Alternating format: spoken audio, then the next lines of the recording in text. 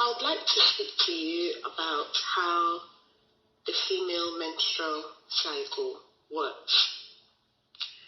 I must admit it took me ages to work out what this was about and to look into how my own system works, eat according to that cycle and move according to that cycle. As a woman who has dealt with infertility, miscarriages, PCOS, fibroid, alopecia, difficulty with breastfeeding, and other female unpleasantries, I will teach you to live and function in a way that supports the body's natural tendencies to rebalance for a fulfilling and inspiring life. No woman will be in tune with her menstrual cycle in the same way as any other. Menstrual cycle is about a lot more than the days of your period. It has to do with the entire month, and that creates the link and flow of your hormones, emotions, the expression of your physical body, and the quality of your life. This applies even if you don't have a uterus or have an irregular cycle like a no-show, or if you have your period the whole month. You have a built-in feminine cycle no matter how dysfunctional your endocrine system is. If you have a cycle abnormality like a no-show or an all-month period or any other I haven't mentioned, being in tune with your cycle is beneficial. The entire female cycle is roughly 28 days. Each of the 4 phases of this cycle are roughly about 7 days, give or take, because every woman will be different. It is very important to track your cycle. I personally use an app called MyFlow.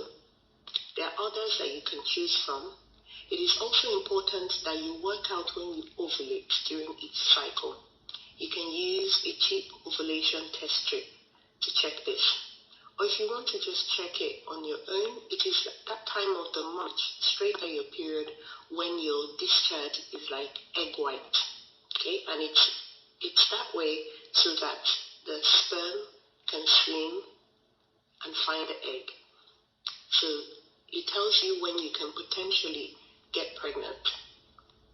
Once you have a general idea of when you're ovulating at this point in your life, you won't need to track it every month. So there are 4 stages of your cycle. You have day 1 to day 7, which is when your period starts.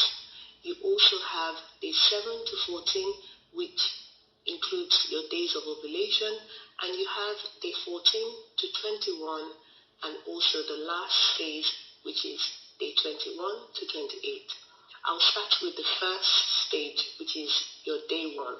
Now, day 1 begins on the very first day of your full flow period. If you're dealing with low progesterone or any other imbalance between progesterone and estrogen, you may have spotting before your actual period starts. Don't count any spotting day as your day 1. You need to start counting from the day you get a full-blown period. That's the day you start counting your day 1. So this first week is your release period, the rebirth and transformation period. Both physically and emotionally, you release what you no longer need during this time. So you can have space to continuously rebuild more of what you need. This time is a very critical time to build the foundation for a happy and healthy cycle for the upcoming 4 weeks. As your period finishes, your ovaries are getting the signal to build up multiple eggs so that ovulation, which can lead to a possible fertilization to make a baby. At this time, it is crucial to help the ovaries get the appropriate signals that allow one egg to reach maturation and trigger the hormonal cascade involved in ovulation. When ovulation happens at the set time, we have predictable, less painful, and regular cycles. Regardless of whether you plan on having a baby or not, having a healthy cycle is appropriate for ovulation, and it's the key to feeling healthy, happy, and it puts you in the driver's seat of your life. This week is a week you want to build up the body with sufficient nutrients, our cellular activity, and lower inflammation, so that the hypothalamic, pituitary, adrenal, ovarian axis isn't suppressed.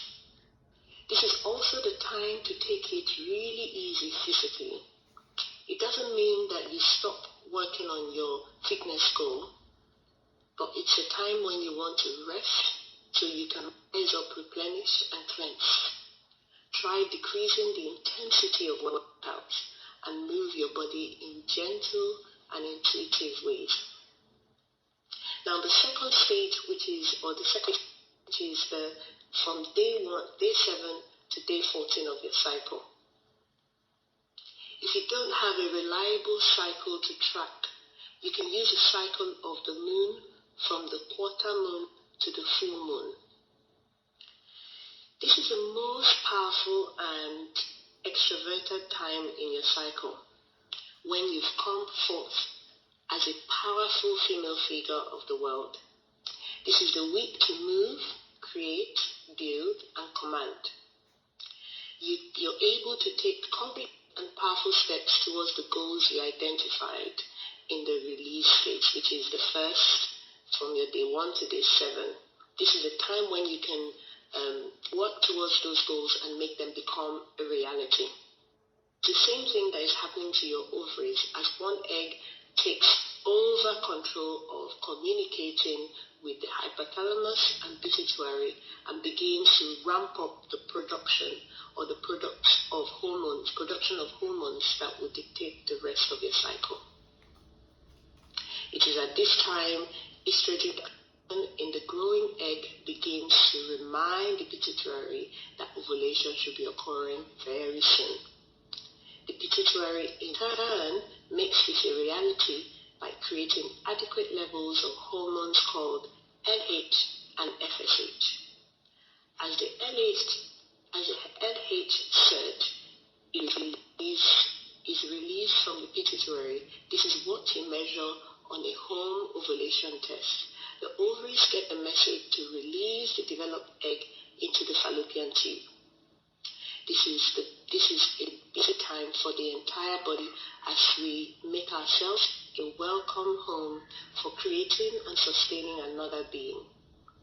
Now, it could be a time when you want to introduce a work baby if you're more focused on your career at this point.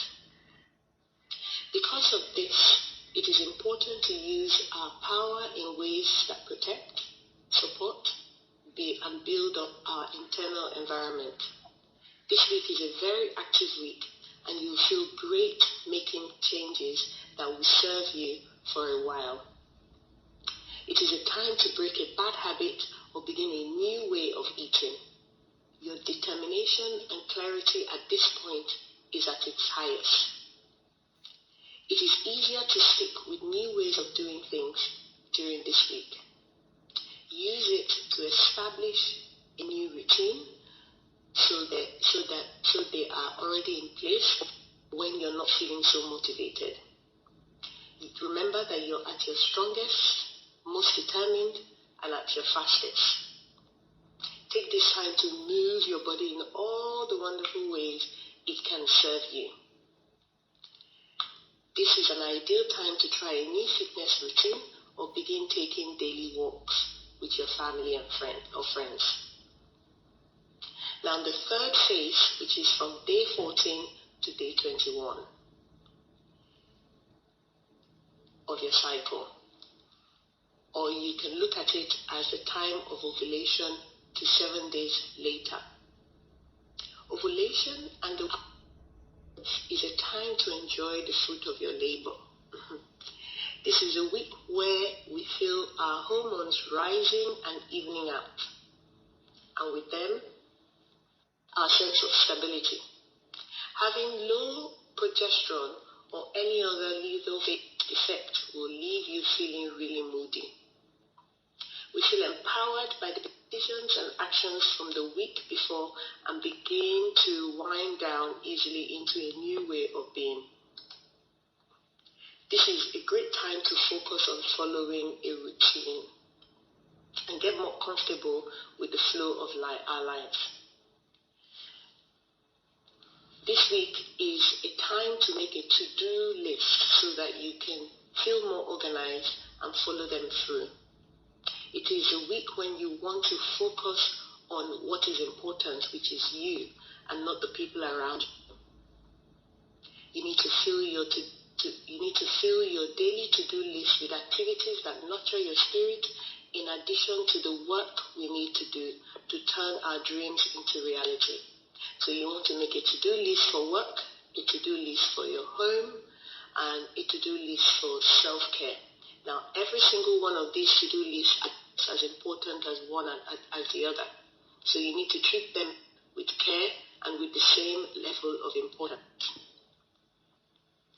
This is a time in our body when our body is in the collection of cells you are used to house the eggs that was just ovulated. So this is when our body is doing this. It begins to collapse the progesterone. This progesterone has a calming effect on our mind and body. So it's a great time to put one foot in front of the other for our goals. As the hormones build and plateau in the body, it's really important to support the body's natural detoxification system and it becomes more and more important to focus on that. There are also hormone-disrupting toxins and estrogen-like compounds in the environment that are important to protect against, even if you have low hormones. This phase is a great time for finding balance with your dietary goals. In order to fuel your body successfully long-term, you must find a way to approach yourself in a kind and compassionate way. This is a great time to stick to your movement goals and see advance as you begin to settle in for the long haul. It helps you keep track of your accomplishment so you can look back on it to see how much progress you've made. It is a time to establish a sustainable routine. The next which is the fourth day, from day 21 to day 28 of your cycle. Our hormonal levels begin to transition and wind down this week. We finally come full circle. This is a cycle phase all about respecting and responding to our body. It will use its subtle voice, sensations, and nudges to guide you in the right direction. It is a time to catch up on sleep or increase your carbohydrates in response to the sugar cravings that you experience at this time. If you're somebody who's in tune with a notice that during this time, this is the time when you start craving sugary food, and it's advisable that you meet those cravings to help your cycle and your hormone work the way it should. Take in all of the lessons you've learned from your body the 3 weeks before and apply them to your life for your benefit. This is important because as we optimize and support the high point of our hormonal cascade, we establish a good base for the entire next cycle. One of the most important things this week is good detoxification support. Our modern environment leaves us incredibly prone to elevated hormone levels with artificial and half-metabolized hormone-like compounds floating around the bloodstream that cause miserable symptoms, including but not limited to PMS, hormonal acne, and spotting. And some of these estrogen-like compounds come from our food and our personal care products. While we are metabolizing and removing toxins and unnecessary hormones from our body, to slow down mentally and physically in preparation for the upcoming stage, the next stage of our period, which is again going through phase 1. It is best to approach every part of yourself with gentleness and compassion this week. Feelings and emotion tend to come up at this time, and it's a beautiful opportunity to explore why we have chosen to believe the things we or rely on the things that we rely on. Instead of beating ourselves up for being perfect, sticking with of not being perfect and sticking to our own diet, ask yourself why you crave the things that you crave. You just might find answers that are leading to the craving, and you might find other things to replace that feeling so you're not craving those things that you crave at the time. Would you benefit yourself if you benefit from comfort? How can you provide some comfort for yourself? Do you need support? Who and what is a healthy source of support in your life? Go find them and use them because you need them at that time. By looking at things from a perspective of love for yourself and kindness and compassion, you can let go of all the shoulds, all the ifs, all the guilt, and all the blame, and take control. Begin to express gratitude for all the ways you messed up, so you can see things as a learning opportunity. When you do this, you're more positive to your failure, and this is a way of showing compassion to yourself. When you stop examining yourself as small and wrong, you will become in tune with your strength, the strength that you have inside of you. At this point in your cycle, the ovaries begin to reabsorb the portion of the ovary that is in charge of supporting and creating good hormone levels. As long as the rest of the cycle went smoothly, the active hormones in the body will maintain and thicken the lining of the uterus in preparation for conceiving baby. Even if you're not trying to get pregnant, this is critical because lack of stability in the lining of the uterus will cause unpleasant symptoms like spot, hormonal acne, and a painful period. As the ovaries absorb, maintain hormone creation, the entire hypothalamic, adrenal ovarian axis gets the message that it's also time to have a period, and hormone levels gradually decline. If your cycle or hormonal landscape is imbalanced, this drop in hormone often triggers the symptoms that causes us problems like acne, painful period, and every other thing that we experience when we're about to have a new cycle. Like I said earlier, this is a time when your craving tends to communicate the things your body is deficient in. A craving can signify something missing. For example, if you're craving chocolate, it's a hint of magnesium deficiency, or a food sensitivity that's actually irritating you, like some chips that has canola oil or soft oil. Cravings can also signify the spirit is in need of something more, like more time to relax, more time with your loved ones and friends. As your hormones decrease over this phase, it's time to get back to a gentler way of moving instead of the normal routine of pounding the pavement and running a marathon.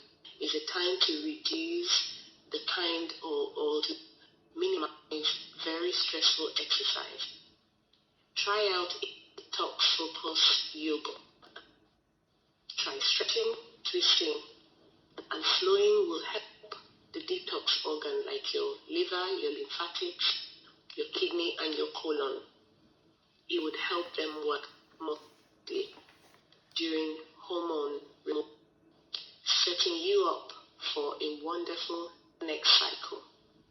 Now, my own personal suggestion, or what I do, is to cycle how I In the first week of my cycle, I would normally go low carb.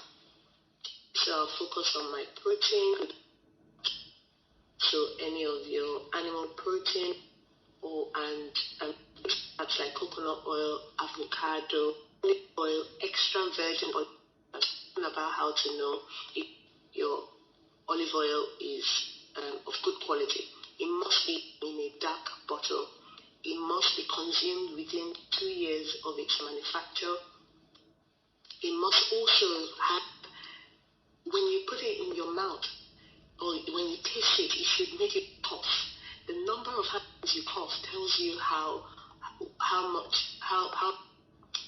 pure extra virgin olive oil is. It's not just about the price, it's about the quality of it. Okay, and then to introduce your what's it called, fish like mackerel, things like salmon, and then add on lots or a variety of vegetables as well. Now that's in the first phase. Next to the third and the fourth week, time when you want to introduce some really healthy complex carbs of things like squashes and so butternut squash, sweet potato, to the time to eat things like that to help that cycle. You don't want to stay in a deprived state for a long time. You don't want to stay in a state where you're not giving yourself carbohydrates, good quality carbohydrate that will enable your body work properly. Another thing that people who are especially people who are going from menopause into menopause, another thing that you can introduce is seed cycling. So in the first 2 weeks, what do you seeds like flaxseed and sesame seed? You can add it to your smoothie, you can add it to your salad. And in the third and the fourth week, you want to add seeds like pumpkin seed and the flower seed. It's a good way of keeping your progesterone if you're experiencing low progesterone, which is the first one to decline in perimenopause and menopause. On the nutrient audio, we talk about other ways you can eat, some of the food you can introduce into your diet to help you function well during your cycle and to help your hormones work the best. I really hope this works and I wish you well on your healing journey.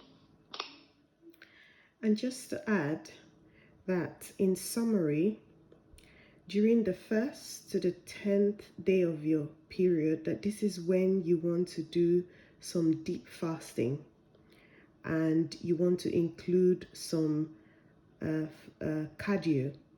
Your body would love you for it. Your estrogen would love you for it. From day 11 to 15, this is when you're potentially ovulating. Your body has lots of testosterone, and this is a good time to do some weightlifting. And you can include some 15-hour fast as well. So for example, if you have your last meal at 6 o'clock the day before, that you eat around, say, 9 o'clock the day after, so you would have fasted for about 15 hours. Now, you see, the next 2 weeks of your period is when you want to do no exercise. You want to chill out, if possible, on the side of a mountain if you can. This is the time you want to include those good complex carbs like I mentioned. Sweet potato, squashes, these are really good for you. And don't forget the seed cycling I mentioned as well. Okay, I hope this really helps you.